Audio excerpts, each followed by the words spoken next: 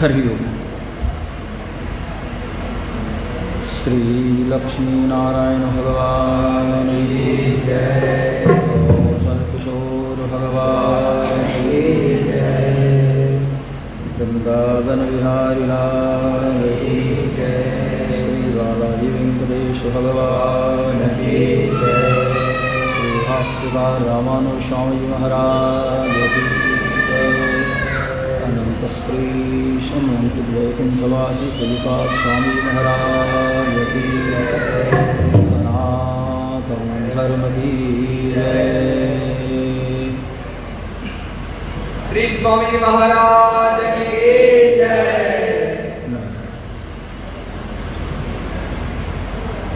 ज्ञानानंदमयं देवं निर्मलं स्फटिकाकृतिम् आधारं सर्वविद्यानां हयग्रीवमुपास्महे। शङ्खचक्रमहामुद्रां पुस्तकाढ्यं चतुर्भुजं सम्पूर्णचन्द्रशङ्काशं हयग्रीवमुपास्महे। श्रीरामः शरणं समस्तजगतां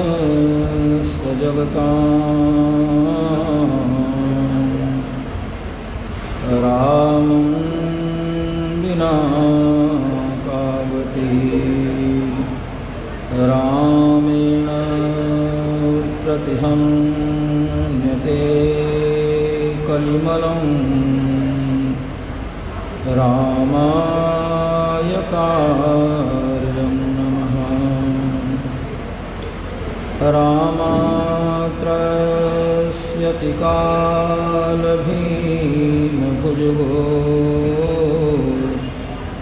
रामस्य सर्वं वशे।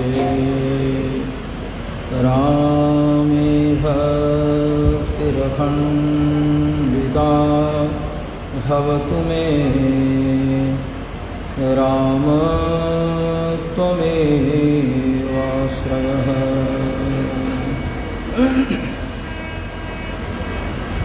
रामं रामानुजं सीतां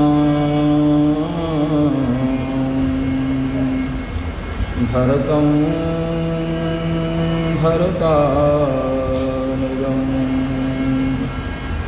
सुग्रीवं वायुसूनुं च प्रणमामि पुनः पुनः।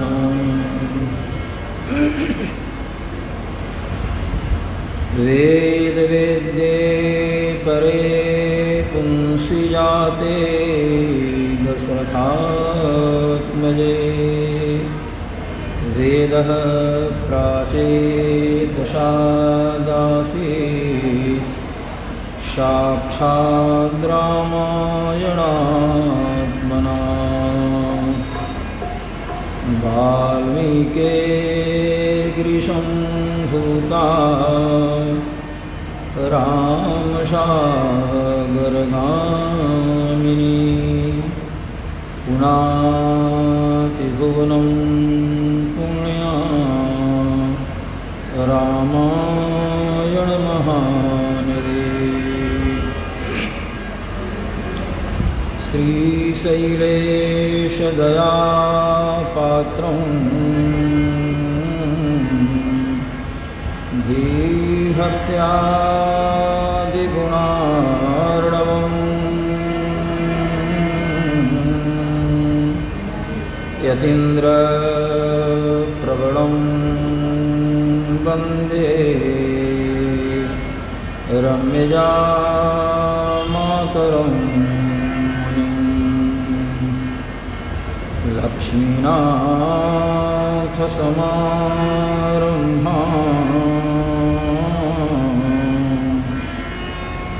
नाथयानमध्यमाम्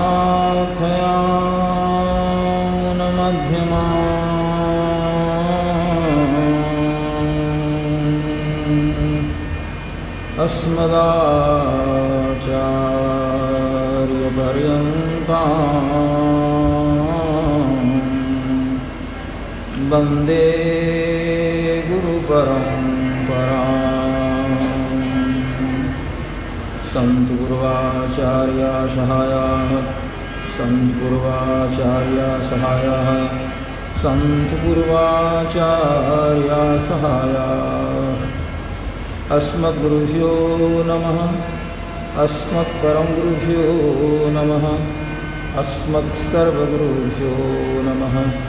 रामानुजस्य चरणौ शरणं प्रपद्ये श्रीमत्पराङ्कुशमुने नमः। श्रीमत्कास्यपवंसजं गुरुवरं भक्त्या सदा संश्रये।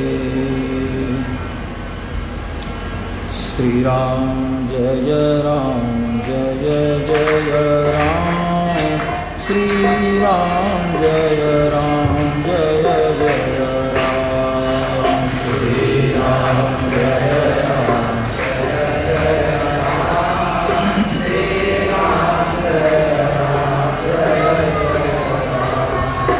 श्रीराम जय राम जय श्रीराम जय राम जय जय राम श्रीराम जय राम जय जय राम श्रीराम जय राम जय जय राम श्रीराम जय राम जय जय श्रीराम जय राम जय जय राम श्रीराम जय राम जय जय राम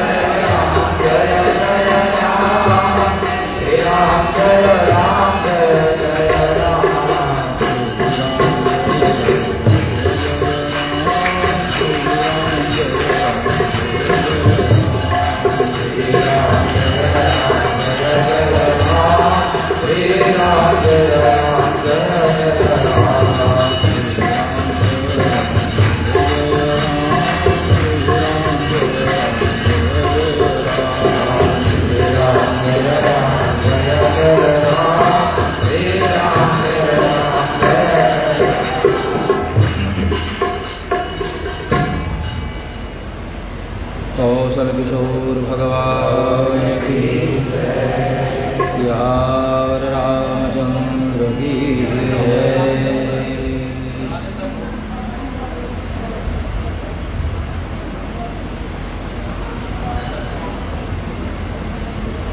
तस्थौ रामवचः प्रचोदिता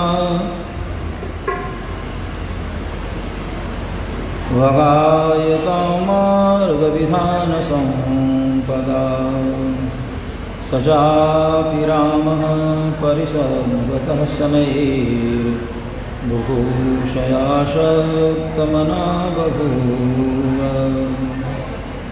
सर्वापूर्वमियं येषाम् आसीत् कृष्णा वसुन्धरा प्रजापतिमुपादाय नृपाणां जयशालिनां येषां ससगरो नाम सागरो येन खानितः षष्ठपुत्रसहस्राणि जनुजान्तं पर्यवारयन्।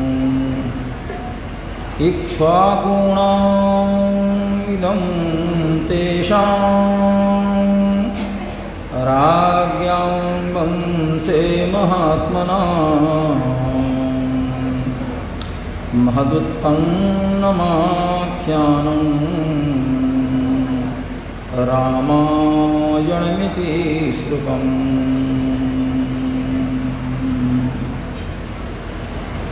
श्रीमन्नारायण। श्रीहपति सर्वेश्वर अनंतानंत ब्रह्मांड के स्वामी भगवान श्री रामकृष्ण वेंकटेश की कृपा से आदि काव्य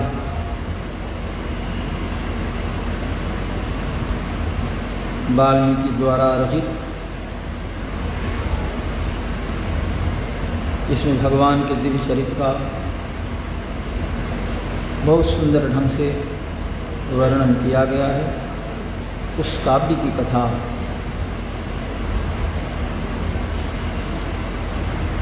गीता भवन के इस पवित्र स्थल पर चल रही है। भगवान की महती कृपा हम सबों पर है जो इस कालक्षेप के माध्यम से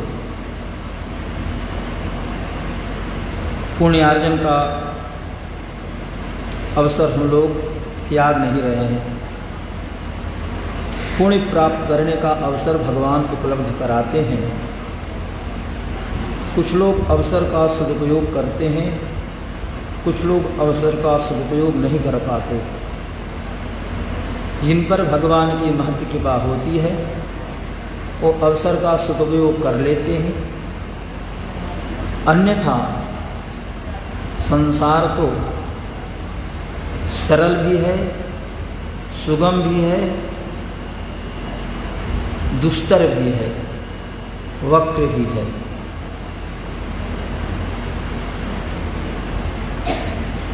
सरल ढंग से चलने वालों के लिए संसार सरल है, सुगम ढंग से चलने वालों के लिए संसार सुगम है, वक्र गति से चलने वालों के लिए संसार वक्र स्वरूप है,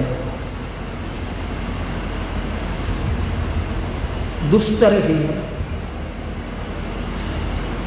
कुछ लोग कहते संसार में रहकर वर्तमान काल में ईश्वर की उपासना इस कलयुग में कठिन है। कुछ लोगों के मुख से ये भी सुनने को मिलता है कि अच्छे लोगों के लिए रहने का समय नहीं रह गया। लेकिन ये सब बातें सर्वथा स्वीकार्य नहीं है। अपने घर में रहकर साधना करने वाले साधना के माध्यम से परमात्मा को प्राप्त कर लेते हैं। तो साधना करनी हो, भगवान को प्राप्त करना हो तो अपने घर में रहकर, परिवार के बीच में रहकर, बाल बच्चों के बीच में रहकर भी आप साधना रत रह सकते हैं। ईश्वर की उपासना के माध्यम से परमात्मा के परम पावन सानिध्य को प्राप्त कर सकते हैं। और यदि वैसी प्रवृत्ति नहीं है तो जंगल में जाकर भी आप भटक जाएंगे और जंगल में एकांत कुटिया बनाकर साधनारत हो जाएं, ये कोई आवश्यक नहीं। जंगल में रहने वाले जैसे अन्य जीव भटकते रहते हैं, भोजन की चाह में इधर उधर घूमते हैं, इसी प्रकार से जंगल में जाकर भी व्यवस्थित आश्रम बनाकर भी आप भटक सकते हैं। यहाँ तो रामायण जी की कथा चल रही है, लेकिन आपने अवश्य वो कथा सुनी होगी जिसमें घर का परित्याग कर अपने पुत्रों को भार देकर सुरम्य नयनाभिराम हृदय आकर्षक सुंदर वातावरण में कुटिया बनाकर निवास करने वाले व्यक्ति भी एक मृग में आसक्त हो गए और साधना से च्युत हो गए थे। साधना के माध्यम से परमात्मा को प्राप्त करने, लगा कि घर मेरे लिए उत्तम स्थान नहीं है, घर से सुदूर बाहर जाकर साधना के माध्यम से परमात्मा को प्राप्त कर लूं, इहलोक परलोक दोनों को बना लूं। लेकिन हुआ उल्टा। साधना के माध्यम से परमात्मा को तो नहीं प्राप्त कर सके, जंजाल में फंस गए, एक मृग के शावक में आसक्त होकर के पूरा समय उन्होंने बिता दिया और पूरी जिंदगी चली गई। अंत में मृग जोनी में उन्हें आना पड़ा। जड़ भरत के संबंध में आपने अवश्य ही सुना होगा। इससे बात सिद्ध होती है कि यदि ईश्वर को प्राप्त करना है तो उसके लिए कहीं बहुत एकांत स्थल मिले, जंगल हो, सुरम्य वातावरण, कोई आवश्यक नहीं। गृहस्थों का घर एक तपोवन है। घर में परिवार के सदस्य हैं, पत्नी, पुत्र,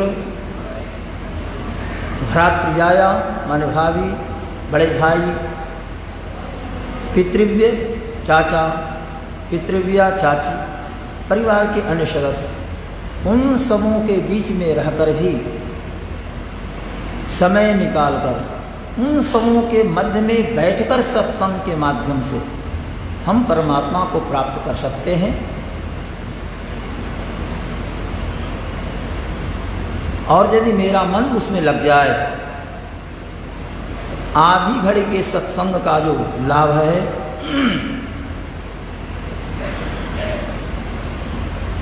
सत्संग की बड़ी महत्ता है। इस सत्संग ही हो रहा है।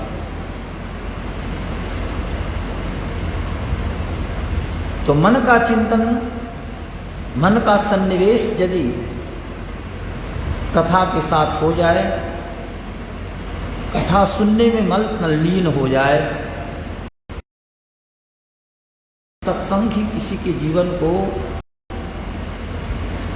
उद्धृत कर सकता है। सत्संग के माध्यम से किसी व्यक्ति का जीवन उद्धृत हो सकता है, अपने जीवन को सन्मार्ग पर व्यक्ति ले जा सकता है। और ऐसे चिंतन सिमरन करते रहे, लेकिन मन की वृत्ति ठीक नहीं हुई तो कितने समय बीत जाए, सफलता नहीं मिलती है। देखते हैं रहट, अब तो रहट लोग नहीं ये करते, पहले रहट चलता था। तो रहट चलता रहता है 12 मास। एक बार ऊपर से वर्षा भरपूर हो जाती है तो पृथ्वी जलमग्न हो जाती है। तो कुएं से रहट चलता रहे 12 मास, और एक बार ऊपर से पर्याप्त वर्षा हो जाए तो भूमि तृप्त हो जाती है। तो कुछ क्षण का सत्संग भी, उस सत्संग घर में रहकर, परिवार के बीच में रहकर व्यक्ति करे तो सफलता प्राप्त कर सकता है। सत्संग की आधी घड़ी सुमिरन वर्ष 50। सत्संग की आधी घड़ी सुमिरन वर्ष 50। बरसा बरसे घड़ी भर रहट फिरे हर मास। हर मास माने 12 मास। रहट 12 मास फिरते रहता है। अब वर्षा उस समय भी बरस जाए तो पूरा क्षेत्र सब जल से आप्यायित हो जाता है। एक क्षण का सत्संग ही किसी व्यक्ति के लिए जीवन का उद्धारक बन जाता है। कहते लोग त्याग, त्याग की परिभाषा, ऐसे त्याग वैसे त्याग। एक महिला अपने पति से बार बार कहती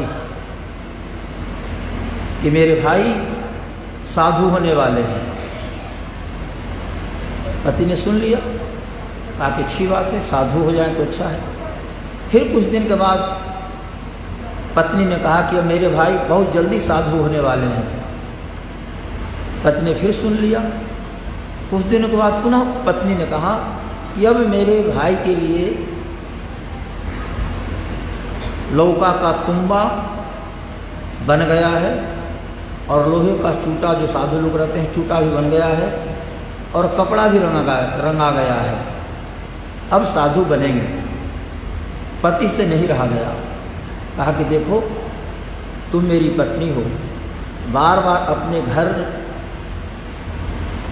की चर्चा करती हो। महिलाओं को नैहर प्रिय जानता हूँ।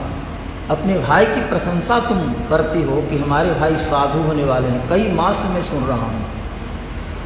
तो जिस व्यक्ति के लिए तुम्बा तैयार हो रहा हो महीनों से, लोहे का चूटा बन रहा है और कपड़ा रंगा जा रहा है, वो कभी साधु नहीं होगा। योजना और तैयारी के साथ कोई साधु होवे ऐसा नहीं देखा गया है। पत्नी को बात अच्छी नहीं लगी। पत्नी ने कहा फिर साधु कैसे लोग होते हैं? पति ने कहा कि मैं बता दूं कैसे साधु लोग होते हैं।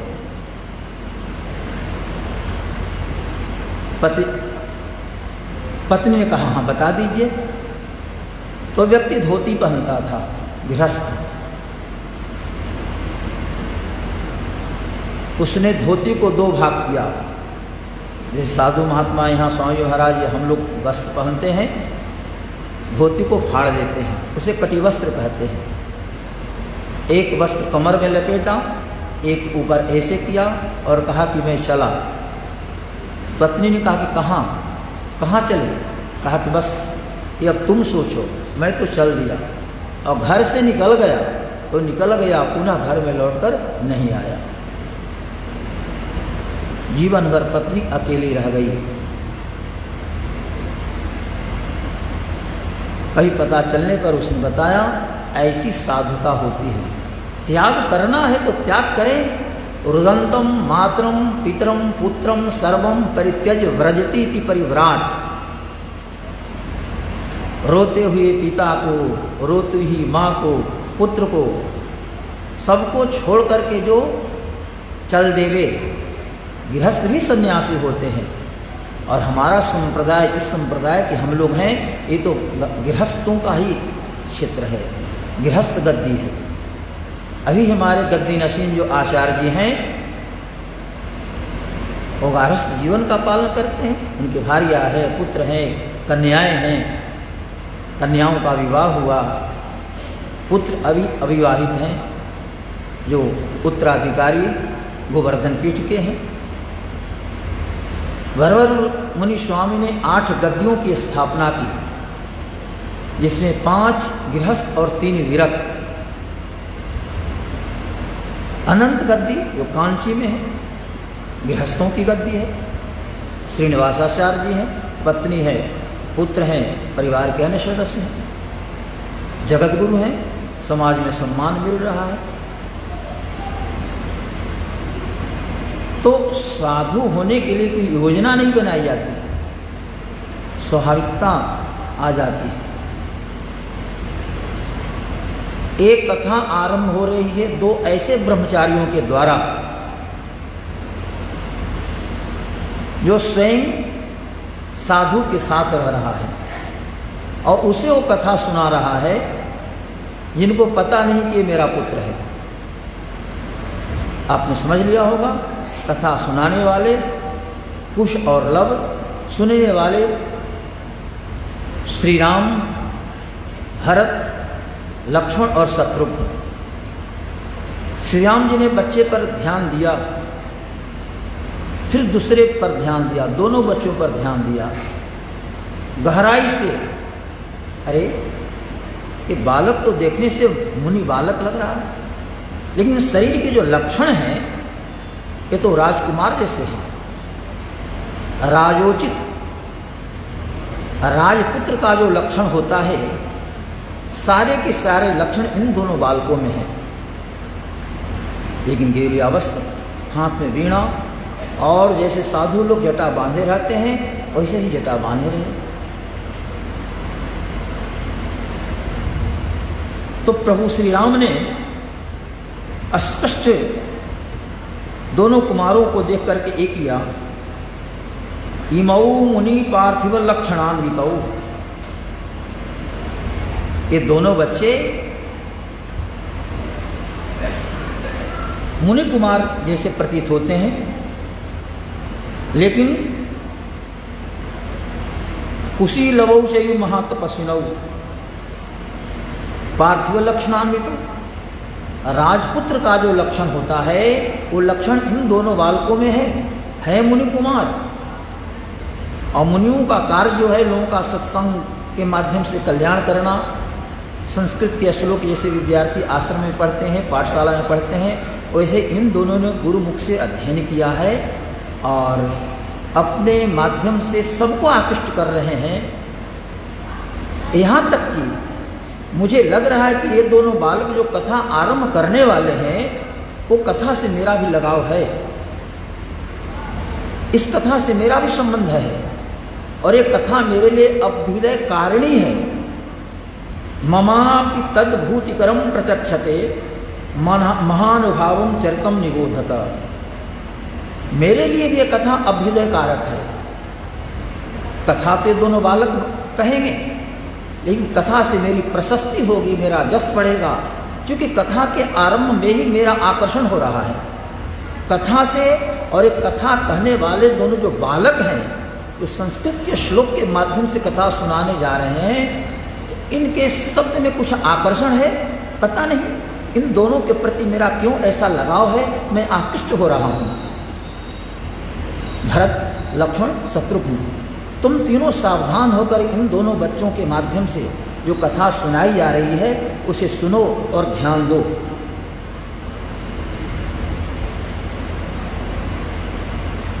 इस श्री राम ने कहा और दोनों बालकों को संकेत किया कि हाँ भाई,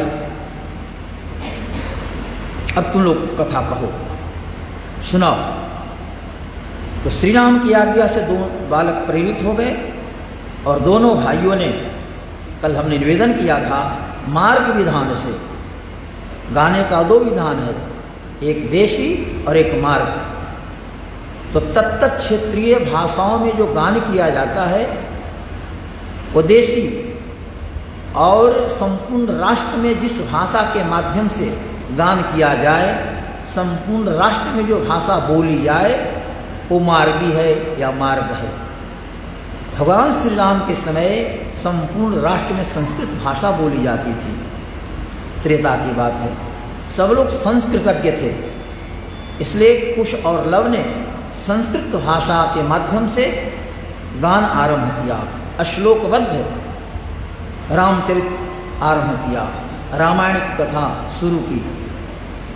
इतना स्पष्ट उच्चारण था कि लोगों को सुनते और शब्द का बोध हो जाता था, विषय हस्तगत हो जाता था। क्योंकि जिस समय महर्षि ने इस ग्रंथ का निर्माण आरंभ किया, पूर्वाग्र मुख किए, दर्भ पवित्र पाणी, हाथ में पैती धारण किया, कुशासन पर बैठ गए, पूर्वाग्र बैठकर समाधिस्थ हो गए और मन को परमात्मा के साथ जोड़ा। ब्रह्मा जी ने आशीर्वाद दिया था कि प्रभु श्री राम, लक्ष्मण, भरत, शत्रुघ्न, उनके पिता, उनकी माताएं, उनके शत्रु, उनके मित्र जागृत अवस्था में, सोए अवस्था में, चलते फिरते, बात करते, जिस रूप में समय गुजारे हुए वो सारी बातें तुम्हारे सामने प्रत्यक्ष हो जाएंगी। तो वाल्मीकि ने कुशासन पर बैठकर पूर्वाभिमुख हो चिंतन किया तो सारी बातें उनके सामने एकदम प्रत्यक्ष होने लगी। तब प्रभु ने कौन सी लीला की, बाल लीला कैसे हुई, आगे की लीला कैसे हुई, सारी बातें वाल्मीकि के सामने आ गई। हस्ता मलकवत, हाथ में जैसे औरा ले लिया जाए और औरा में कहाँ दाग है, क्या है, वो सब पता चल जाता है, वैसे ही वाल्मीकि को स्पष्ट हुआ। और उन्होंने उसके बाद इस ग्रंथ का निर्माण किया। 24,000 श्लोक, 500 सर्ग और 7 कांड।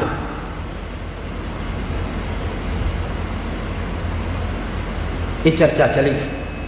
अब श्री राम का आदेश हुआ, दोनों बच्चों ने कहाँ से आरंभ किया।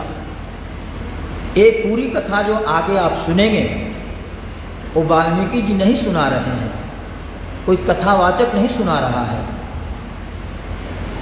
बल्कि 2 ब्रह्मचारी संस्कृत के श्लोक पढ़कर राम जी को सुना रहे हैं। राम जी के भाई भी हैं और प्रजाजन भी वहाँ हैं।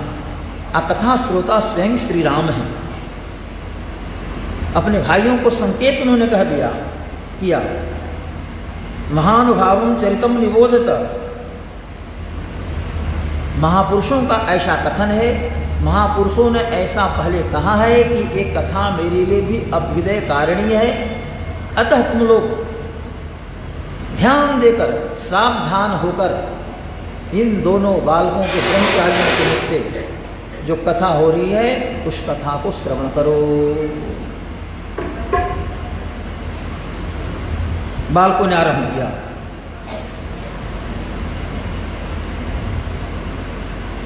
ये पूरी पृथ्वी इक्ष्वाकुणाम यम भूमि सशैल वन कानना, ये पूर्व भूमि इक्ष्वाकु वंशियों की है।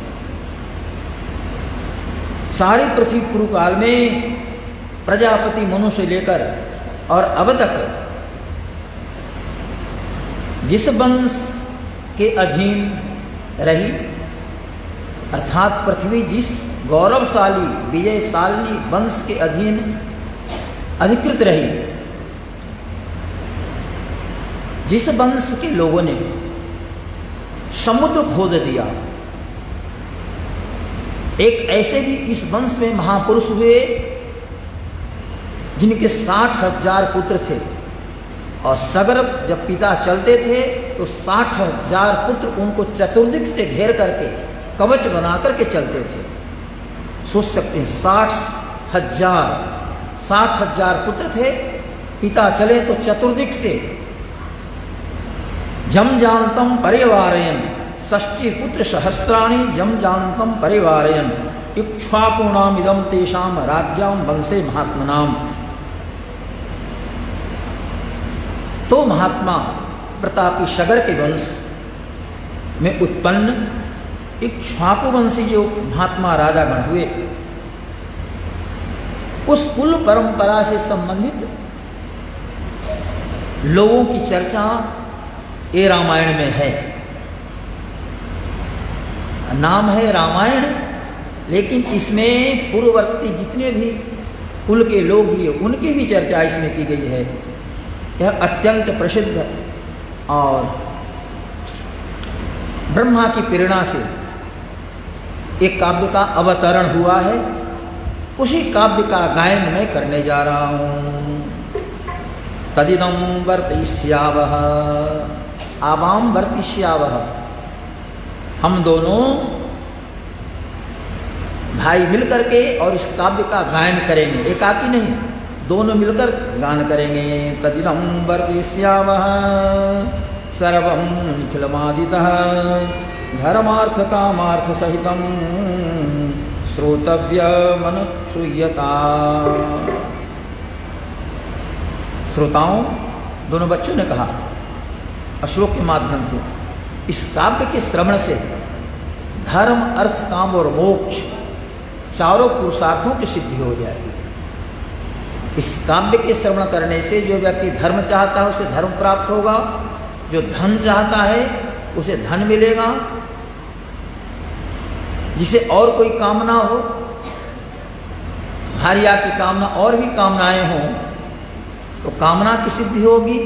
और जो व्यक्ति इस काव्य के श्रवण के माध्यम से मोक्ष की प्राप्ति करना चाहते हैं, मुमुक्षु हैं, हमें मोक्ष प्राप्त हो जाए, तो इस कथा के माध्यम से, इस कथा के श्रवण से वो मुक्ति भी प्राप्त कर लेंगे। ये कथा केवल इहलोक के लिए नहीं है, ये कथा परलोक के लिए है। अर्थात धर्म, अर्थ, काम और मोक्ष चारों पुरुषार्थों को प्रदान करने वाला यह काव्य है, ऐसा कहना है। धर्मार्थ कामार्थ सहितम, धर्म कामार्थ सहितम श्रोतव्यम अनुसूया। अनुसूयता मतलब दोष देखने की दृष्टि नहीं रहे, गुण में दोष का आविष्करण करना असूया है, और गुण में दोष नहीं देखना अनुसूया है। गुणेषु दोषाविष्करण असूया, न सूया अनुसूया। तो आप लोग काव्य में कोई दोष नहीं देखें, श्रद्धापूर्वक इसका श्रवण करें, ऐसा दोनों ब्रह्मचारियों ने कहा। और आरंभ किया, कोसलो नामुदितः स्फीतो जनपदो महान निविष्टः सरजूतीरे प्रभूत धन धान्यवान। अयोध्या नाम नगरी तत्रासिल्लोक विश्रुता मनुना मानवेन्द्रेण जापुरी निर्मिता स्वयं। कोसल नामक एक देश, बड़ा सुंदर पवित्र, बहुत बड़ा क्षेत्र उसका है। उस सरजू नदी के किनारे बसा है। प्रचुर धन धान्य से संपन्न क्षेत्र है, राष्ट्र है। उसी में एक नगर है जिसका नाम अयोध्या है। अयोध्या आई कहाँ से? तो मनुना मानवेन्द्रेण जापुरी निर्मिता स्वयं। प्रजापति स्वयं महाराज मनु ने इस नगर को बसाया। अब विशेषता है कि मनु ने बसाया, मनुना मानवेन्द्रेण जापुरी निर्मिता स्वयं। इसका अभिप्राय, इसकी व्याख्या इस रूप में कि मनु ने बैकुंठ से अयोध्या को भगवान से याचना करके ला करके और स्थापित किया। इसका अभिप्राय इस रूप में है, या अयोध्या जगती तले तु मनुना बैकुंठ तो ह्यानिता। या अयोध्या जगती तले तु मनुना बैकुंठ तो ह्यानिता। याचित्वा निज सृष्टिपालन परं बैकुंठनाथं प्रभुं। जा वै भूमि निधाय सेव्य विमला चेक्ष्वा कवे चार्पिता। सायोध्या परमात्मनो विजयते धाम्ना परा मुक्तिदा। बैकुंठ से अयोध्या मांग कर लाई गई और मनु ने तो स्थापना की और इक्ष्वाकु उसी परंपरा में हुए। ब्रह्मा तने मरीचि, मरीचि के कश्यप, ब्रह्मा तने मरीचि मुनि हुए जिनके कश्यप पुत्र हुए। उनसे हुए विवस्वान, विवस्वान माने सूर्य, सूर्य के पुत्र हुए वैवस्वत मनु, वैवस्वत मनु के पुत्र हुए इक्ष्वाकु। तो मनु ने बसाया, इक्ष्वाकु ने इसका और संवर्धन किया। विशेषता क्या गई? भगवान ने सृष्टि प्रक्रिया आरंभ करने का निर्णय लिया सब जगह शून्य शून्य है, अंधकार है, जल है, उताल तरंग है, अंधकार है। ऐक्षत एको हम बहुश्याम प्रजाय, मैं अकेले हूँ, कई हो जाता तो अच्छा था। प्रभु के मन में ऐसा संकल्प आया, और भगवान का संकल्प ही तो सब कुछ होता है। विष्णु संकल्प वृक्ष, संकल्प हुआ, नाभि से कमल निकला, कमल पर ब्रह्मा हुए, ब्रह्मा ने चारों दृष्टि घुमाई, चार मस्तक हो गया। कमल से मेरी उत्पत्ति हुई, कमल के नाल में प्रवेश करके वर्षों तक मूल खोजते रहे, पता नहीं चला। ऊपर आए और उन्होंने प्रार्थना की, जिस शक्तिमान ने मुझे प्रकट किया, जिनकी कृपा से मैं इस कमल नाल पर ऊपर विराजमान हूं, वो मुझे दर्शन दे। आकाशवाणी भी, तुम तप करो, और तप के बाद सृष्टि प्रक्रिया में लग जाओ। ब्रह्मा ने कहा, भगवान आपके आदेश का पालन करते मैं तप तो करूंगा, लेकिन तप करने में स्त्रियों का निर्माण करना होगा, पशुओं का निर्माण करना होगा, अनेक वस्तुओं का निर्माण करना होगा। तो मेरे द्वारा निर्मित वस्तु जो होगी, उस वस्तु के साथ, व्यक्ति के साथ, उन स्त्रियों के साथ मेरा लगाव न हो जाए, उस माया से मैं न संबद्ध हो जाऊं। एक कृपा करें, मैं माया से वंचित रहूं, क्योंकि सृष्टि बनानी है। सब सृष्टि क्या है? विभिन्न प्रकार की, इधर महिलाएं हैं, इधर भद्र पुरुष हैं, कई गांवों के हैं, छोटे विद्यार्थी हैं, बड़े विद्यार्थी हैं, अलग अलग स्वरूप है, अलग अलग प्रकृति है, अलग अलग रहन सहन है, अलग अलग गांवों के हैं। कितने गांव के कहें? कम से कम 2500 गांव के तो 25 विद्यार्थी हैं, उधर होंगे से और भी होंगे, अब बाकी क्षेत्र के भी, अगल के सब क्षेत्र के लोग हैं, तो 50 गांव से ज़्यादा के लोग हैं। लेकिन जैसे आप आते हैं यहाँ, आश्रम में आए, कथा आपने सुनी, प्रसाद ग्रहण किया, तीर्थ ग्रहण किया, फिर लौट गए। अब ये नहीं कि बस आ गए तो पाया को पकड़ लिया, स्वामी जी के स्थान को छोड़कर नहीं जाएंगे। अब तो मन रम गया, स्थान नहीं छोड़ेंगे, नहीं, ऐसी माया नहीं। अब बजाने वाले कहे कि हारमोनिया तो बढ़िया है, चलो सुरूजपुर लेते चलते हैं। वो दरियापुर वाले कहे कि से नाल है, उसको दरियापुर ले जाते हैं, कैरवा ले जाते हैं। ये होगा आकर्षण, ये होगी माया। गाड़ी किस सीट पर बैठते हैं? जब तक आपकी यात्रा पूरी नहीं हुई तब तक आप सीट पर बैठे हैं, बैठने के पड़ते झाड़ देते हैं, रुमाल से पोंछते हैं, पेपर है तो पेपर से उस पर कर देते हैं, बैठ गए। यात्रा पूरी हुई, तुरंत उठेंगे, अपना सामान लेंगे, उतर जाएंगे। अब सीट कैसे रहे, क्या हो, कोई मतलब नहीं। भोजन करने के पहले पत्तल मिलता है, पत्तल को आप देखते हैं ठीक ठाक है, फटा है तो मांगते हैं और पत्तल दे दीजिए, फटा हुआ है। पत्तल को ठीक ठाक किया, थोड़ा जल भी छिड़क दिया, भोजन हो गया। तो भोजन के बाद कुछ लोग कोशिश करते हैं कि पत्तल भी मुझे नहीं फेंकना पड़े, ये छोड़ करके उठ जाऊं, जितना जल्दी जाऊं हाथ धो लूँ। माने पत्तल से कोई ममता नहीं, बस भोजन तक पत्तल से संबंध है। अब भोजन समाप्त हुआ, पत्तल के साथ आपका कोई लगाव नहीं। इसी प्रकार से ब्रह्मा ने कहा कि भगवान सृष्टि बनाई जाएगी, तो सृष्टि में बने जो पदार्थ होंगे, व्यक्ति होंगे, स्त्रियां होंगी, उन सबों के साथ मेरा लगाव ज़्यादा नहीं हो, माया से मैं आबद्ध न हो जाऊं, ऐसी कृपा करें। ब्रह्मा ने प्रार्थना की, प्रार्थना करके शांत हो गए। एकाएक देखा ब्रह्मा ने, वंदे प्रणवाकारम भाष्यम रंगमिवापरम, एक बड़ा सुंदर विमान प्रकट हुआ। उस विमान पर भगवान रंगनाथ विद्यमान है, पड़े हुए भगवान है। ऐसे हाथ किए, शेषनाथ हण एक किए, और शेष सैया पर भगवान पड़े हुए हैं। प्रणवाकार कहते हैं, प्रणव कहते हैं ओंकार को, ओंकार की आकृति में विमान प्रकट हुआ। भगवान का इतना सुंदर भव्य स्वरूप ब्रह्मा ने देखा, प्रसन्न हो गए। अभिप्राय कि मेरा चिंतन तुम करते रहो, मेरा पूजन करो, मेरे पूजन के प्रभाव से तुम्हारे ऊपर माया का प्रभाव नहीं पड़ेगा।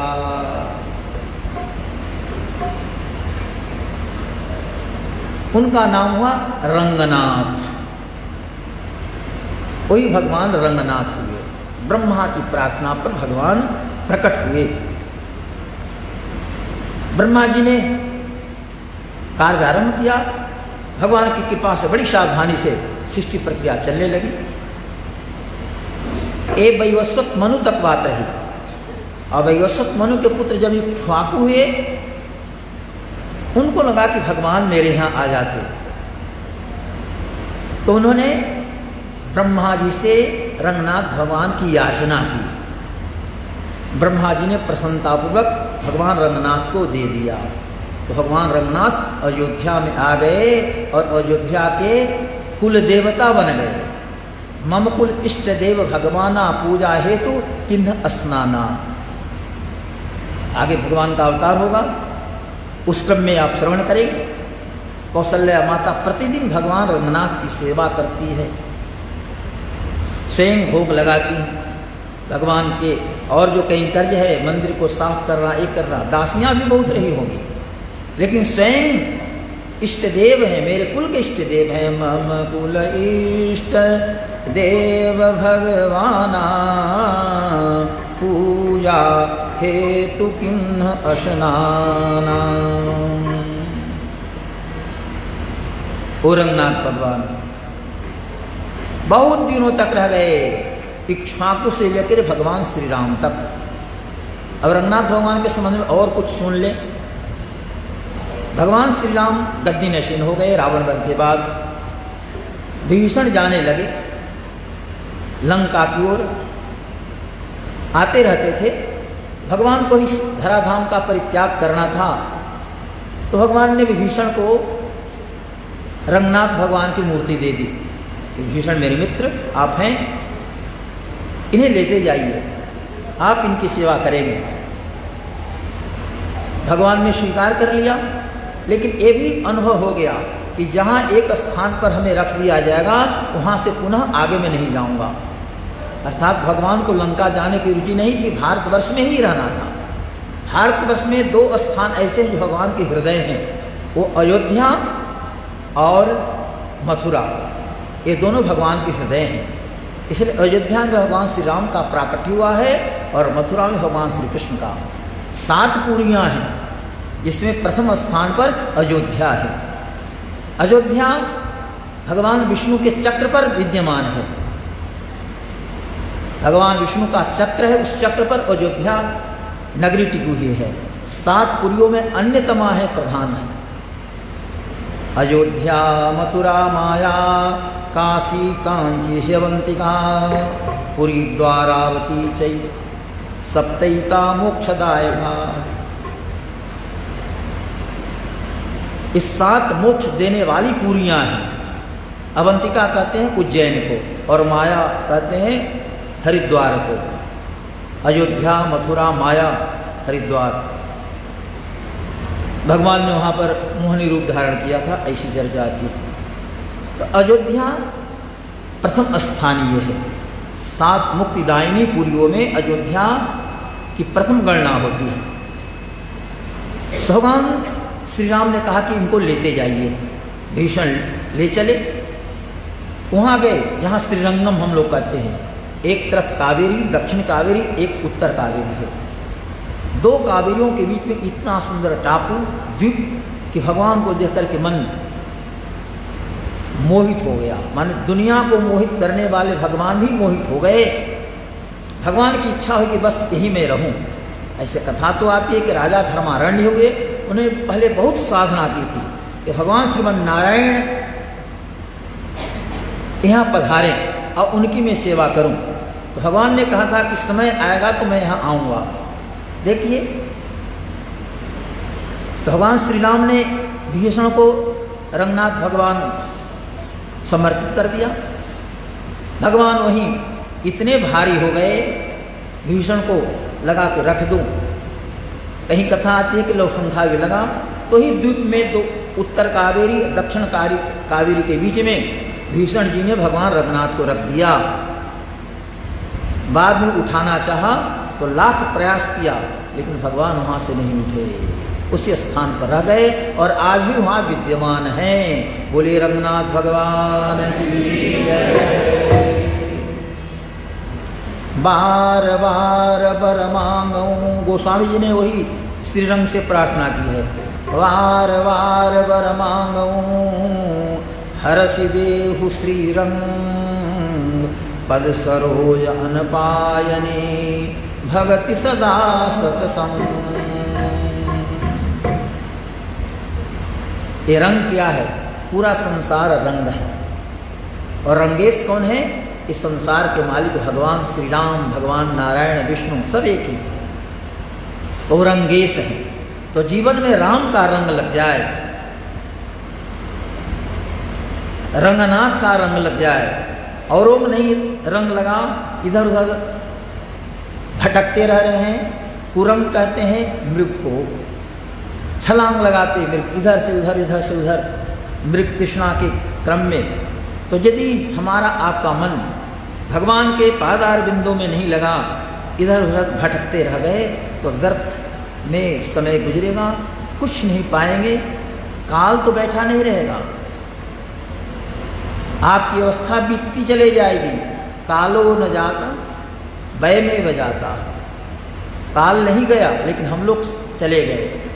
तृष्णा न जीर्णा वय में बजीर्णा, तृष्णा बूढ़ी नहीं होती है लेकिन मनुष्य बूढ़ा हो जाता है। समय अपने स्थान पर बीतते पता नहीं चलता, लेकिन मनुष्य धीरे धीरे युवावस्था से प्रौढ़ावस्था, वृद्धावस्था, अपुनः अंतिम अवस्था में पहुंच जाता है। भोगा न भुक्ता वय में भुक्ता। तो शास्त्रकारों ने बड़ा सावधान किया है, इसलिए मन भगवान के चरणों में लगाना है। रंग न लगा श्री रंग का तो नाहक बना बे ढंग का, रंग न लगा श्री रंग का तुम नाहक बना बे।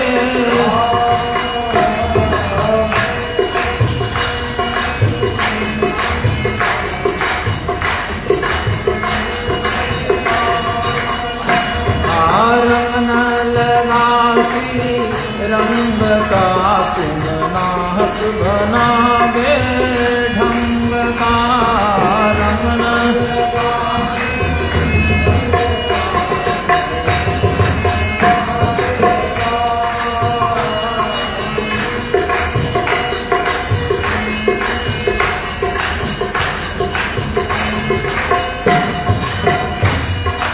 दशों दिशा में व्यर्थ ही धारा,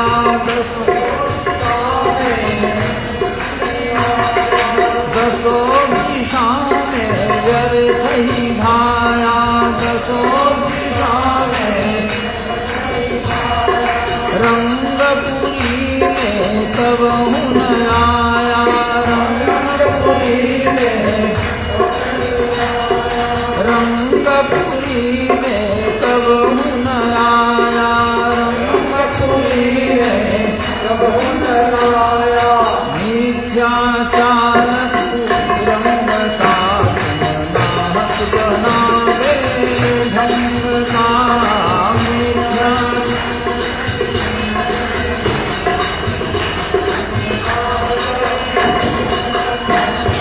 मिथ्याचार रंग का तुम नाहक बना बे ढंग का।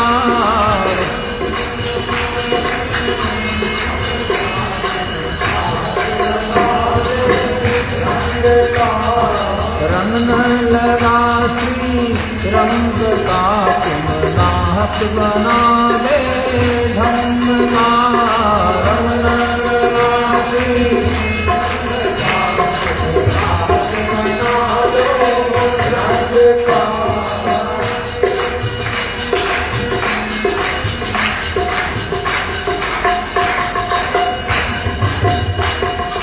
कावेरी गंगा न नहाया, कावेरी गंगा न नहाया, कावेरी गंगा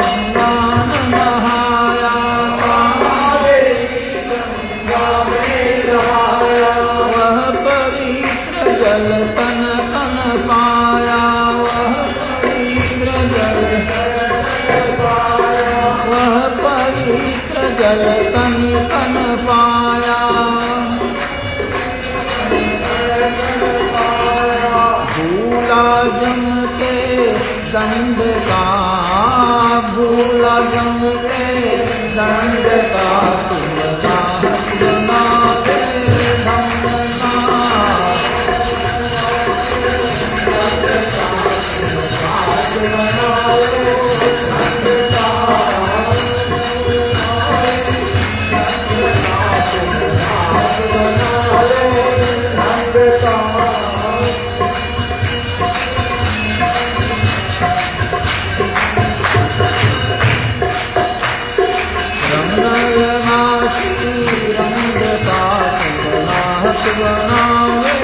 रंग का नाथ बनावे ढंग का, रंग का नाथ बनावे ढंग का।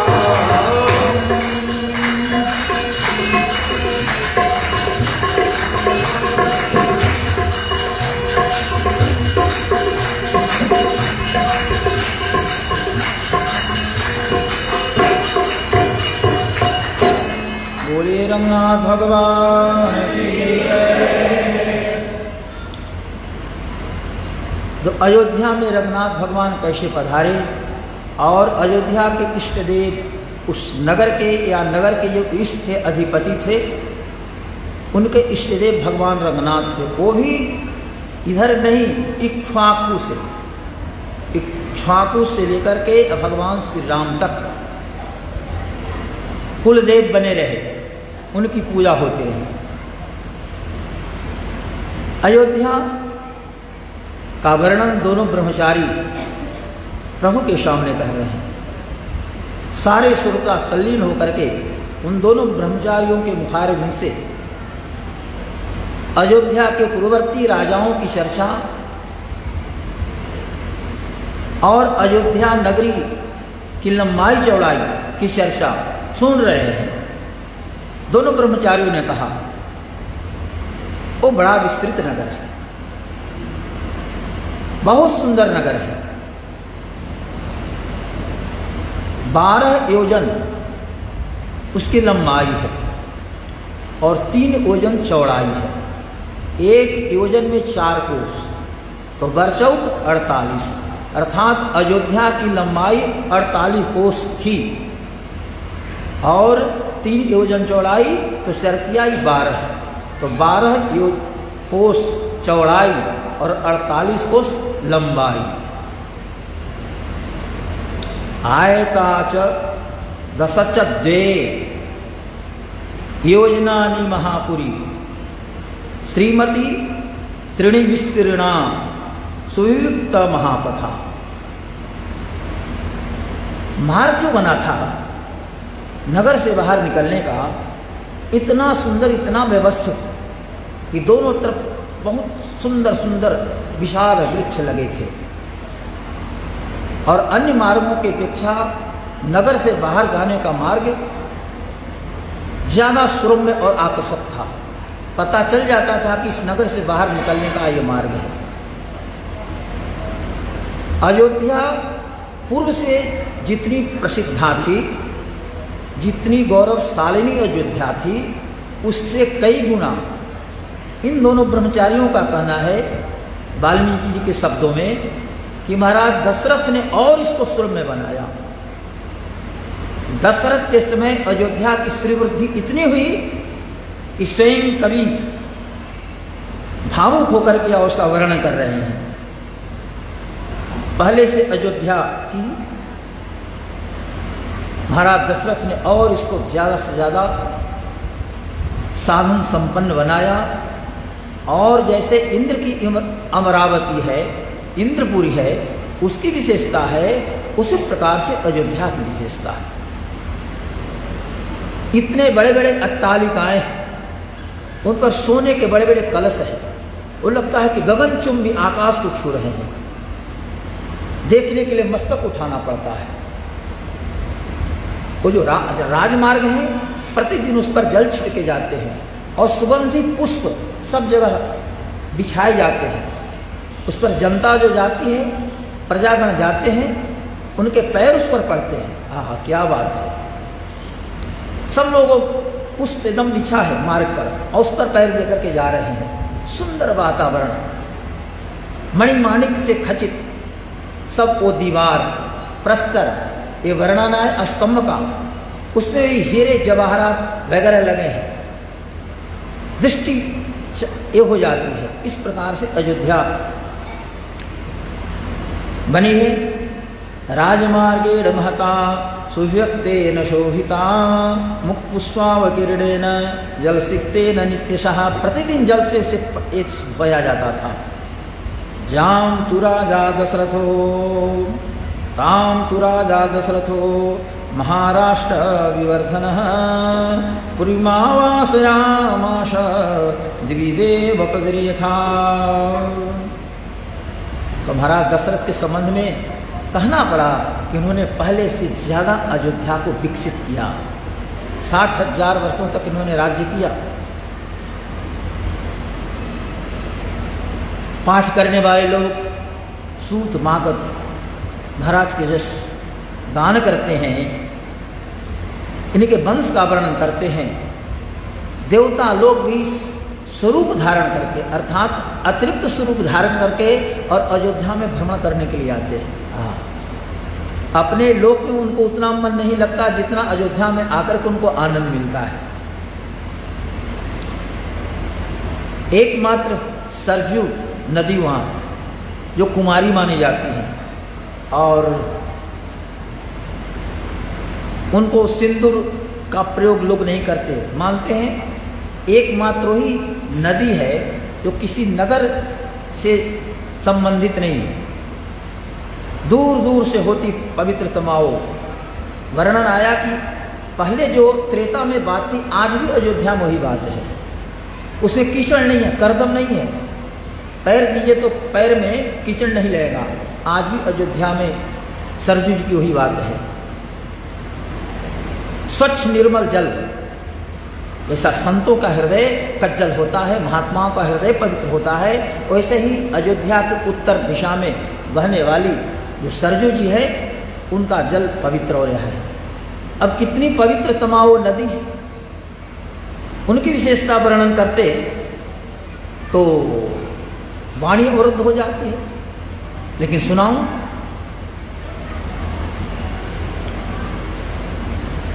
अभी वर्तमान जो अयोध्या है 2079 वर्ष हो गए विक्रमादित्य द्वारा निर्मित। विक्रमादित्य ने अयोध्या का चाहा नूतन निर्माण करूं, क्योंकि सरयू के जल से और कुछ दुष्टों के आक्रमण से अयोध्या बार बार ये होती रही। कई दिनों तक भ्रमण करते रहे विक्रमादित्य।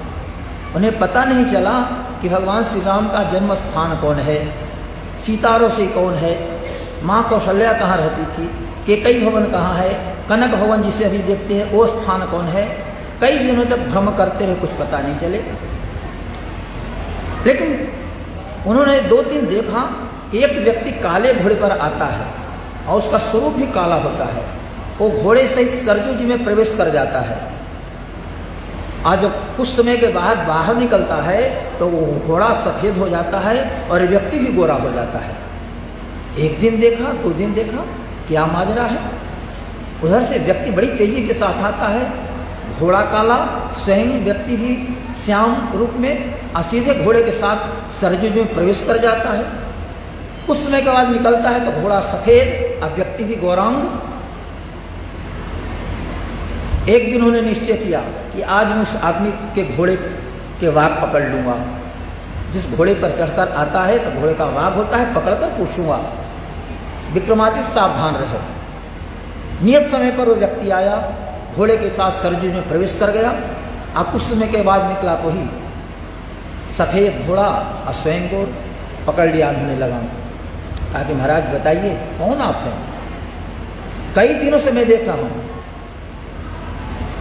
घोड़ा काला उधर से आता है, आप भी काले रूप में, और यहाँ सरयू में प्रवेश करते हैं, कुछ समय के बाद निकलते हैं तो घोड़ा सफ़ेद होता है, आपका भी रंग बदल जाता है, कौन है।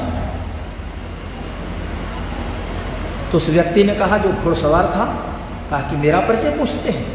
कहा कि मैं आपका परिचय पूछ रहा हूँ। कहा कि मुझे तीर्थराज प्रयाग लोग कहते हैं, मैं तीर्थराज प्रयाग हूँ और ये मेरा घोड़ा है, अर्थात मेरा वाहन है। तीर्थराज प्रयाग में इतने लोग जा रहे हैं, स्नान करते हैं संगम पर, उन सबों के पापों को धोते धोते और मैं प्रतिदिन काला पड़ जाता हूँ और मेरा घोड़ा भी काला हो जाता है। तो मैं अपने पाप को धोने के लिए, अपने आप को पवित्र बनाने के लिए सरजू जी में आता हूँ, सरजू जी में प्रवेश करता हूँ। और सरजू जी की इतनी विशेषता है, भगवान श्री राम का यह दिव्य क्षेत्र है कि सरजू जी में प्रवेश करते वो सारा पाप धुल जाता है। काला घोड़ा जो पाप के कारण काला हो जाता है वो सफ़ेद हो जाता है और मेरा भी जो रूप बदल जाता है वो भी मैं अपने रूप में आ जाता हूँ। ताकि अच्छा इतनी महत्ता है ना। तो देखिए महाराज, आप तीर्थराज प्रयाग हैं और मैं विक्रमादित्य हूँ। मैं कई दिनों से भ्रमण कर रहा हूँ भगवान श्री राम का जन्म स्थान कौन है, कौशल्या माता का महल कौन, महाराज दशरथ का स्थान कौन, कैकेयी भवन कहाँ। इस प्रकार से तत्त स्थानों का मैं परिचय प्राप्त करना चाह रहा हूँ, लेकिन मुझे कुछ पता नहीं चल रहा। आप तो तीर्थराज हैं और ये तो सप्तपुरियों में अन्यतमा है, प्रधान है अयोध्या, तो आप तो जानते हैं। आप मुझे बताएं, मैं पुनः अयोध्या का नूतन निर्माण करूँगा। तीर्थराज प्रयाग तैयार हो गए, बिल्कुल सही। देखिए, हम ज़्यादा समय तो नहीं देंगे, आगे आगे मैं चलूँगा और मैं बताता जाऊँगा कि ये स्थान वह है, ये स्थान वह है। और आप अपने, आपके पास भाला है, राजाओं के पास रहता था, उससे आप चिन्ह देते जाएंगे। पुनः उस चिन्ह के अनुसार आप मंदिर का निर्माण करेंगे, नगर बसाएंगे। तो आगे आगे तीर्थराज प्रयाग और पीछे विक्रमादित्य। तीर्थराज प्रयाग बताए, बस प्रभु श्री राम का जन्म स्थान है जहाँ अभी मंदिर निर्माण हो रहा है। आहा, बोलिए श्यावर रामचंद्र की। बड़ा प्रयास हुआ है बंधु, वही पवित्र स्थान है जो तीर्थराज प्रयाग ने बताया और विक्रमादित्य ने वहाँ पर मंदिर का निर्माण किया था। लाखों लोग उस मंदिर के रक्षा में काल कवलित हो गए, मारे गए। दूर की बात क्या,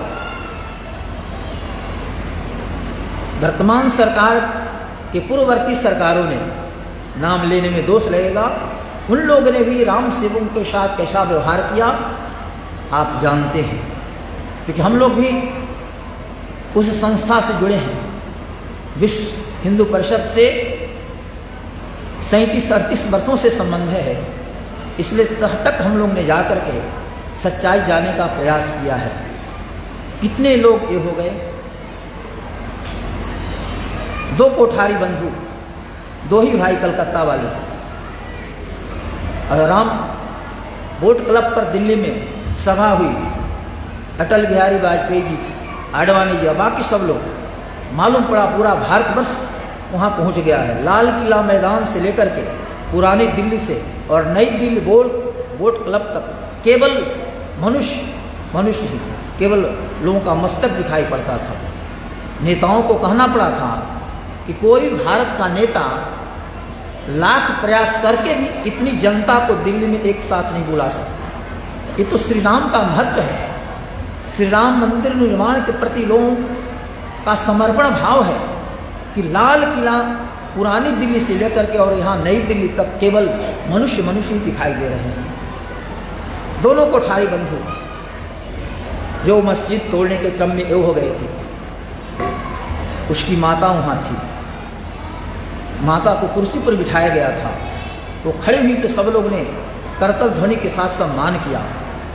उस माता ने कहा कि मेरे 2 पुत्र श्री राम के कार्य में लग गए, और भी मेरे बेटे होते तो मैं राम जी के कार्य में उसे उत्सर्ग कर देती, उसे मैं दान कर देती। मुझे कोई ये नहीं है। भगवान श्री राम के मंदिर निर्माण में मेरे दोनों बेटे शहीद हो गए। कुछ समय तक तो वातावरण ही रहा। फिर वाजपेयी जी ने वक्तव्य दिया और सब लोग क्रमशः बोले। बहुत लोग अयोध्या के नाम पर ये हो गए। आज भगवान की कृपा है अयोध्या में मंदिर का निर्माण कार्य चल रहा है, गर्भगृह बन रहा है। और हम लोग ने भी संकल्प लिया था प्रयाग में कुंभ के अवसर पर कि जब तक मंदिर का निर्माण नहीं हो जाता है तब तक जितने संत महंत हैं वो अपने मंदिरों में प्रतिदिन जितना समय हो सके 2 minute, 4 minute, 10 minute Shri Ram जय राम ये विजय महामंत्र है, इसका पारायण लोग करेंगे। सामूहिक रूप में कुछ समय ही सही, लेकिन अपने अपने मठ मंदिरों में जब तक मंदिर नहीं बन जाए तब तक इसको लोग चालू रखें। क्योंकि पहले यह विजय मंत्र के रूप में देखा जाता था, राष्ट्रगान के रूप में मान्य था।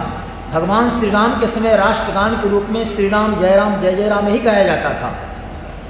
उसके पहले आप ब्राह्मणो ब्रह्मवर्चसि जायताम आराष्ट्रे राजिन्य एक राष्ट्रगीत के रूप में स्वीकृत था, अथर्ववेद का मंत्र है। वर्तमान में जो राष्ट्रगान है जनगण आप लोग ये करते हैं, लेकिन बहुत लोग वंदे मातरम स्वीकार करते हैं। सुजलाम सुफलाम मलयज शीतलाम सस्य श्यामलाम मातरम वंदे मातरम। लेकिन ऐसे तो जनगण मन अधिनायक जय है आप गाते ही हैं। तो राष्ट्रगान के रूप में स्वीकृत था, 13 अक्षर इसमें है, विजय महामंत्र है। इसका भी करोड़ों जप हुआ। एक बार हम लोगों ने इसका यहाँ 24 घंटे का अखंड किया था, यज्ञ भी हुआ था।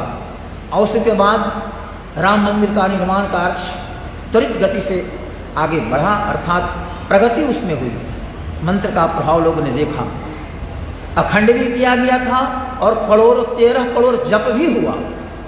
उस जप में यहाँ भी हमने विद्यार्थियों को, अपने पंडितों को सहभागी बनाया था। सबों को माला दी गई थी और यही जप करना था, श्री राम जय राम श्री राम जय राम। इस प्रकार से 13 अक्षर है।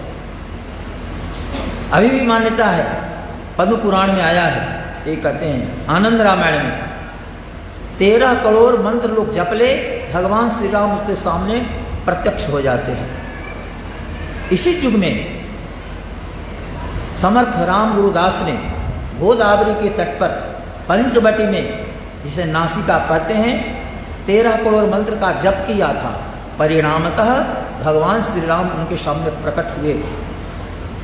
और मुगलों के समय में उनके आशीर्वाद से शिवाजी ने जिस रूप में विजय जयंती फहराई और हिंदू राष्ट्र की रक्षा की, वो भी कभी भूलने वाला विषय नहीं है। 2.5 मन यज्ञ पवित्र प्रतिदिन जलाना और हजारों हिंदुओं को मुसलमान बनाना, ये कार्य था औरंगजेब का। लेकिन औरंगजेब के दांत खट्टे करने वाले शिवाजी हुए। 24 वर्षों तक औरंगजेब वही दक्षिण भारत में जाकर के, अर्थात महाराष्ट्र क्षेत्र में रह गया, लेकिन शिवाजी को परास्त नहीं कर सका। उधर उसकी मौत हो गई। लेकिन धन्य व्यक्ति अपने राष्ट्र रक्षा के लिए हिंदुओं की चोटी, बेटी, यज्ञोपवीत सबकी रक्षा शिवाजी ने की। अब वो वैसे गुरु के शिष्य होकर के, जिन्होंने राम मंत्र श्री राम जय राम मंत्र का अनुष्ठान किया था। मंत्र की शक्ति के प्रभाव से गुरु ने आशीर्वाद दिया। छोटे शिवाजी थे। ये समर्थ गुरु रामदास दरवाजे पर पहुंचे। जीजाबाई उनके माता का नाम। जीजाबाई ने कहा कि बेटे देखो एक महात्मा है, जाकर आशीर्वाद ले लो। शिवाजी गए, निर्भीक थे।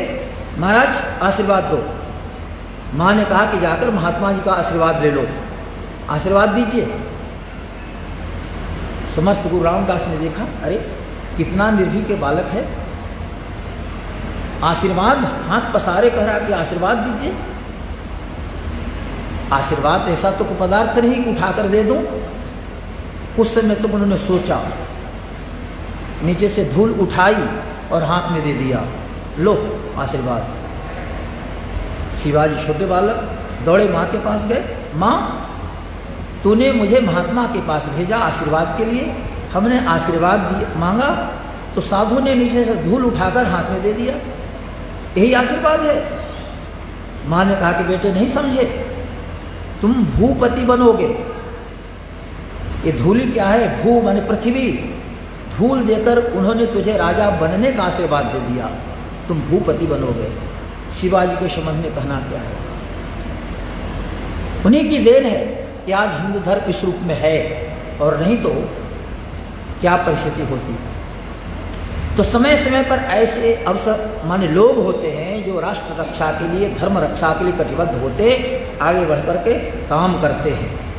इसलिए वेदों में भी इसका स्मरण किया गया, वेद मंत्रों में इसका चिंतन किया गया। हर एक लोगों के लिए, ब्राह्मण, क्षत्रिय, वैश्य, शूद्र, स्त्रियों के लिए, पशुओं के लिए, वनस्पतियों के लिए चिंतन किया कि सब अग्रणी हों।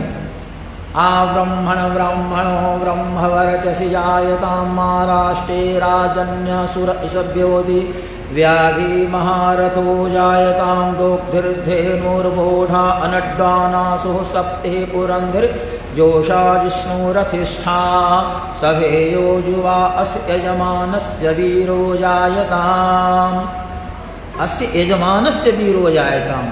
निकामे निकामे नः पर्जन्यो वर्षतु फलवत्यो न ओषधयः पच्यन्तां यो वः क्षेमो नः कल्पताम्। इस प्रकार से वैदिक मंत्र है। इसका हिंदी अनुवाद संक्षिप्त में करते और उसके बाद वाणी को विराम देंगे। ब्रह्मण स्वराष्ट्र में हो द्विजतेज ब्रह्मधारी। ब्रह्मण स्वराष्ट्र में हो द्विजतेज ब्रह्मधारी। ब्रह्मण स्वराष्ट्र में हो द्विजतेज ब्रह्मधारी। ब्रह्मण हरिदल विनाशकारी। क्षत्रिय महारथी हो हरिदल विनाशकारी। क्षत्रिय महारथी हो हरिदल विनाशकारी। क्षत्रिय महारथी हो हरिदल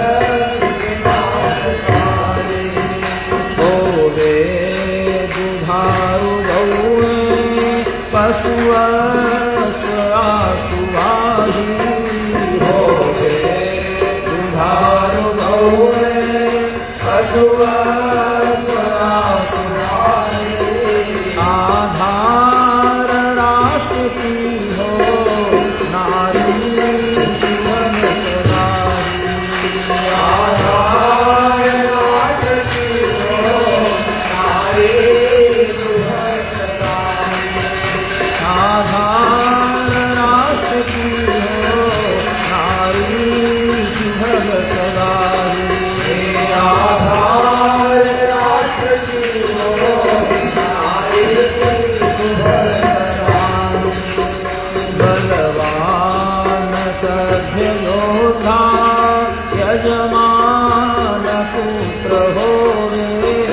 बलवान सभ्य योद्धा यजमान पुत्र होवे। बलवान सभ्य योद्धा यजमान पुत्र होवे। बलवान सभ्य योद्धा यजमान पुत्र होवे। इच्छानुसार वर्षे पर्जन्यता इच्छानुसार वर्षे पर्जन्यता होवे। इच्छानुसार वर्षे पर्जन्यता होवे। इच्छानुसार वर्षे पर्जन्यता होवे। फल फूल से लगी हो औषध अमोघ सारी। फल फूल से लगी हो औषध अमोघ सारी। खोजो बक्षेमकारी स्वाधीनता हमारी। खोजो बक्षेमकारी स्वाधीनता दीनता हमारी। हो जो बक्षेमकारी स्वाधीनता हमारी। हो जो बक्षेमकारी स्वाधीनता हमारी। ब्रह्मन् स्वराज में हो जुझते जब ब्रह्मधारी। स्वराज में हो विदते जब ब्रह्मधारी। क्षत्रिय महारथी हो हरिदल विनाशकारी। क्षत्रिय महारथी हो हरिदल विनाशकारी। तो पहले ये राष्ट्र गान था, आप ब्रह्म ब्राह्मण। अब बाद में भगवान श्री राम के समय श्री राम जय राम जय जय राम, श्री राम जय राम जय जय राम, ये हुआ। तो आइए ये विजय मंत्र का ही पारायण के साथ वाणी को विराम देंगे। श्री राम जय जय राम, श्री राम जय जय राम, श्री राम जय जय राम, श्री राम जय श्री राम जय जय राम, श्री राम जय श्री राम जय जय राम, श्री राम जय जय राम, श्री राम जय श्री राम जय जय राम, श्री राम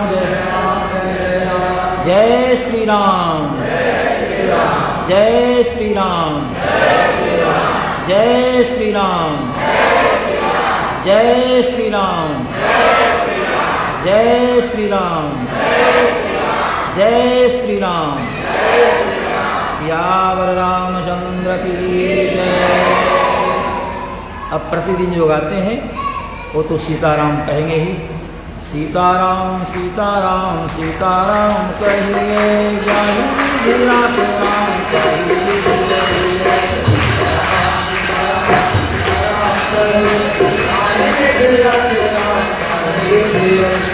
सीताराम सीताराम सीताराम कहिए, जय राम कहिए। सीताराम सीताराम सीताराम कहिए, जय राम हो राम नाम राम सेवा हाथ में, मुख में हो राम नाम राम सेवा हाथ में। तू अकेला नहीं चले राम तेरे साथ में, तू अकेला नहीं चले राम तेरे साथ में। विधि का विधान जान हाथ लाओ कहिए, विधि का विधान जान हाथ लाओ कहिए। चाहे विधि रात राम चाहे विधि रहिए, चाहे विधि रात राम अभिमान को फिर मान नहीं पाएगा, अभिमान को फिर मान नहीं पाएगा। होगा प्यारे वही जो श्री राम जी को भाएगा, होगा प्यारे वही जो श्री राम जी को भाएगा। भले आशा त्याग शुभ काम करते रहिए, भले आशा त्याग शुभ काम करते रहिए। गाही धीरा के राम गाही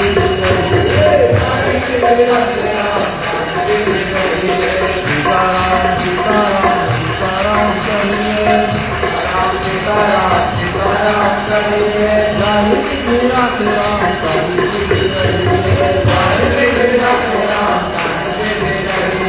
जिंदगी की घोर सौंप हाथ दीनानाथ के, जिंदगी की घोर सौंप हाथ दीनानाथ के। महलों में रात चाहे झोपड़ी में वास दे, महलों में रात चाहे झोपड़ी में वास दे। धन्यवाद निर्विवाद राम राम कहिए, धन्यवाद निर्विवाद राम राम कहिए। गाई रात राम गाई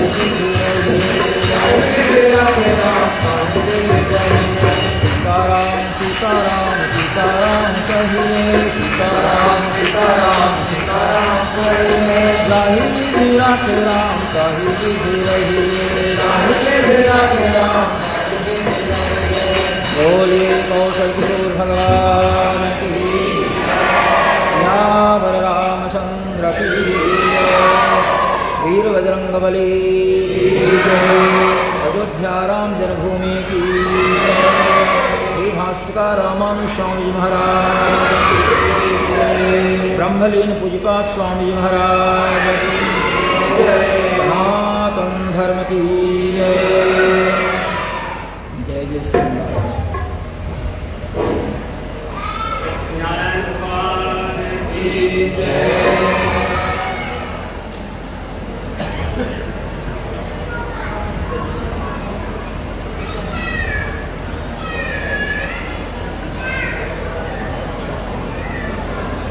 आरती श्री रामायण जी की आरती, पापियों को पाप से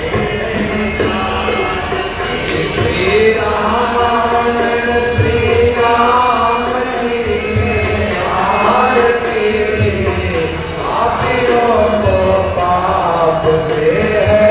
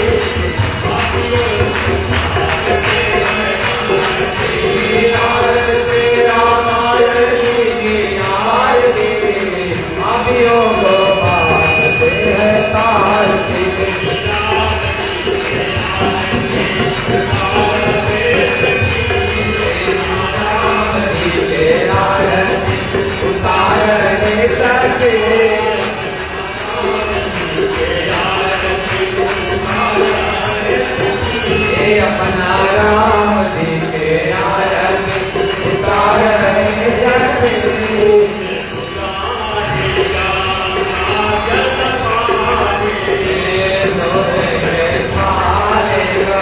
राजा दरबारी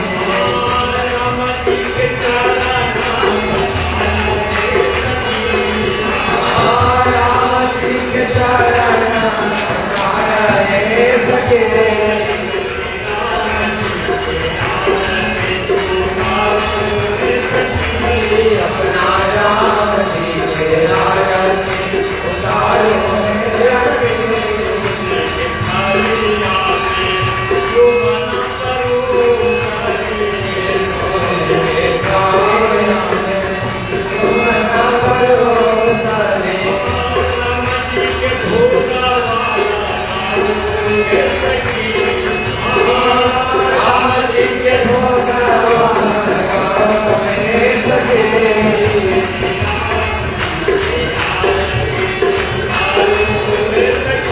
अपना राम जी के आरती उतारो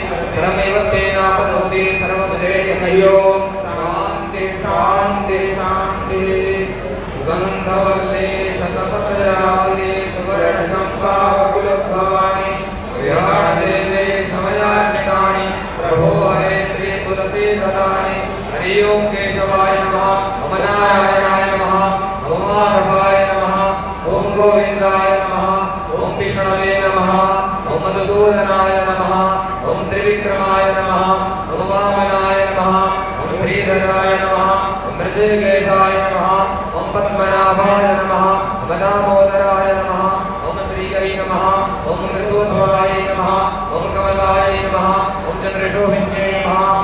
विष्णुपत्ने नमः ओम वैष्णव्यै नमः ओम मारारभाय नमः ओम हरिवल्लभाय नमः ओम शारिङ्गिन्यै नमः ओम देवदेव्यै नमः ओम लोकसुन्दर्यै नमः ओम सर्वविष्णुप्रदाय नमः ओम वेङ्कटेशाय नमः श्रीमते रामानुजाय नमः सर्वमङ्गलविग्रहाय समस्तपरिवाराय श्रीमते नारायणाय नमः सर्वमङ्गलविग्रहाय समस्तपरिवाराय श्रीमते नारायणाय नमः ओम नृत्यवाद्यादिगीतादिपुराणपठनाभिः राज्योपचारैः सकलैः सन्तुष्टो भव राघव सन्तुष्टो भव राघव अपराधसहस्रभाजनं पतितां मे गणवारणगोदरे आगतिं शरणागतं हरे कृपयागे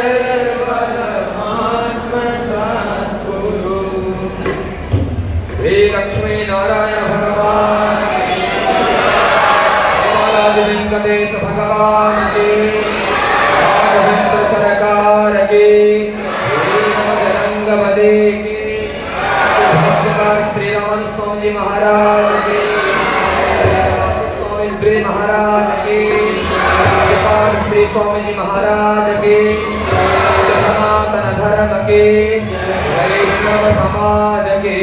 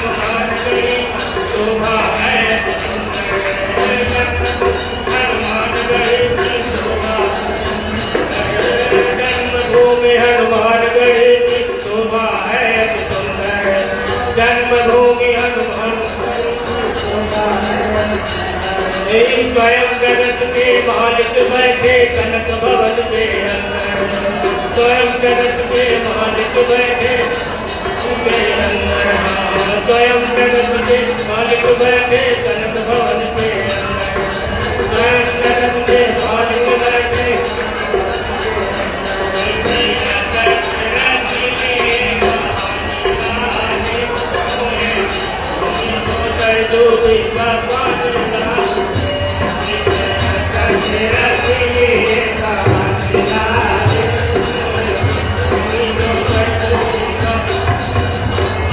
सीताराम जी की प्यारी राजधानी लागे, मोहे तो कर दूध का पानी लागे।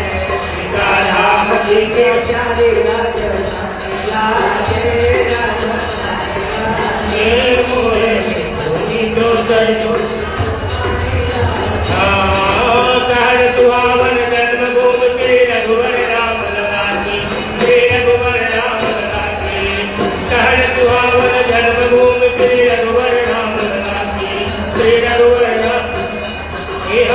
जानकी माल तुझ सुंदर शोभा कर चित्त बना की ना जानकी माल तुझ सुंदर तो लक्ष्मण जीव तुझाती ना जानकी माल तुझ सुंदर लक्ष्मण जीव तुझाती हाथी पे कहीं पे पूरा लागे मोहे तो दर्द का पानी